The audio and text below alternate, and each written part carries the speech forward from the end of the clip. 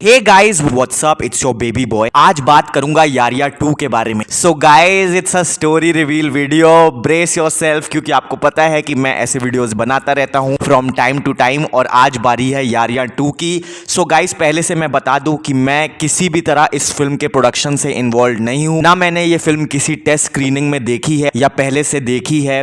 मैं ये जो स्टोरी आज बताने वाला हूं वो based on the trailer, posters, गाने, और ये जिस फिल्म से इंस्पायर्ड है बैंगलोर डेज, उसकी स्टोरी जानने के बाद मैं ये वीडियो बना रहा हूं। गाइस देखो, मैं एक इंडिपेंडेंट मीडिया पर्सन हूं, so please your support matters to me the most. I would be really glad if you could please support me by subscribing to my channel. That would means the world to me guys. So let's start. So देखो, basically यारिया 2 की जो कहानी है वो 3 cousins की है, लाडली, अज्जू और शिखर। ये तीनों शिमला में रहते हैं। लाडली जो है बेसिकली उसका ग्रेजुएशन कंप्लीट हो गया है और उसके फ्यूचर प्लान्स है कि उसको एमबीए करना है किसी टॉप कॉलेज से, लाइक आईएम से। जो अज्जू है वो बेसिकली कॉर्पोरेट जॉब करता है या फिर सॉफ्टवेयर इंजीनियर है, तो वो जॉब करता है, वो जॉब लाइन में है। शिखर है भाई, वो अपने मन का मर्जी है। वो बेसिकली एक रेसर था, बट अब वो रेसिंग से बैन हो गया है। अब वो मैकेनिक है और बाइक्स एंड कार्स रिपेयर करता है। ग्रेजुएशन के बाद जो लाडली के पेरेंट्स है वो ज्योतिषी को दिखाते हैं। ज्योतिषी कहता है कि ये दशा है, सो इसकी जल्दी से शादी करा दो। तो लाडली के जो पेरेंट्स है वो बड़े धार्मिक और रिलीजियस टाइप के होते हैं, तो वो उसकी शादी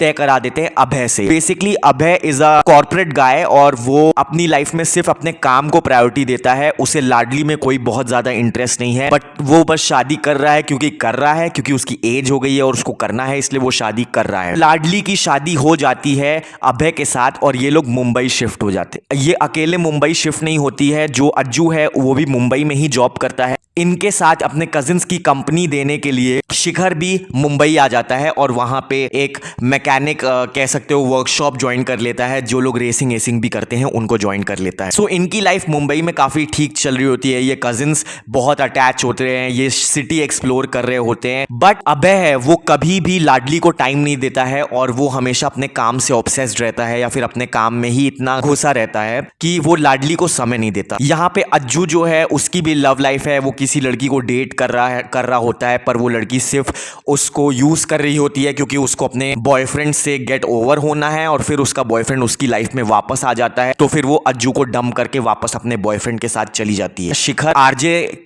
की आवाज सुनता रहता है हमेशा रेडियो में। जो बैंगलोर डेज है उसमें उस आरजे का नाम सैरा था, यहाँ पे अभी नाम डिस्क्लोज नहीं है, और वो हमेशा उस मिलने के लिए ट्राई करता है, पर वो जब मिलते हैं तब उसको पता चलता है कि वो लड़की एक अपाहिज लड़की है और व्हील चेयर पे है, पर तब भी उसको उससे अट्रैक्शन होता है और वो लोग अपना रिलेशनशिप कंटिन्यू करते हैं। वो जब उसके घर जाता है तो उसकी मॉम से पता चलता है कि उसकी ऑस्ट्रेलिया में या फिर किसी फॉरेन यूनिवर्सिटी में स्कॉलरशिप मिल गई है और वो बाहर जा रही है पढ़ाई करने के लिए। लाडली की बात करी जाए तो लाडली अपनी पर्सनल लाइफ से बिल्कुल भी खुश नहीं होती है क्योंकि उसका पति उसको टाइम नहीं देता है और हमेशा काम में ही लगा रहता है। इवन जब उनकी सुहागरात होती है तो सुहागरात होती ही नहीं है और वो अपना काम में लगा रहता है, लैपटॉप चलाता रहता है या अपने काम में इन्वॉल्व रहता है। अभय के राज खुलते हैं जहां पे वो काम करता है शिखर। वहां के लोग बताते हैं कि जो अभय है वो बेसिकली अपने यंगर डेज में एक रेसर भी था और उसकी एक बंदी थी, और वो दोनों एक दूसरे से बहुत प्यार करते थे, पर एक एक्सीडेंट में जो उसकी बंदी थी, उसकी गर्लफ्रेंड थी, वो मारी गई और उसको उस चीज का बहुत ज्यादा रिग्रेट है और उसके बाद उसने रेसिंग भी करना छोड़ दी और सबसे डिटैच्ड हो गया। अभय जो है वो अपने घर में एक कमरा बंद करता है और उस कमरे में वो उस लड़की का ही रूम था क्योंकि वो लोग लिव इन में पहले रहते थे, और उस रूम में वो उसकी फोटोज और उसकी बिलोंगिंग्स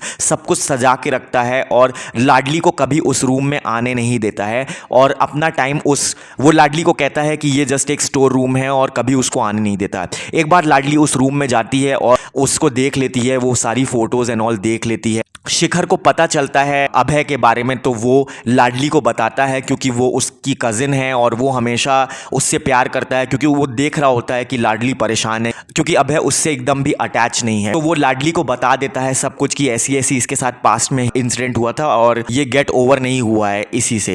लाडली के भी बहुत ड्रीम्स थे, लाइक उसके ड्रीम थे कि उसको एमबीए करना है from top colleges like IIM.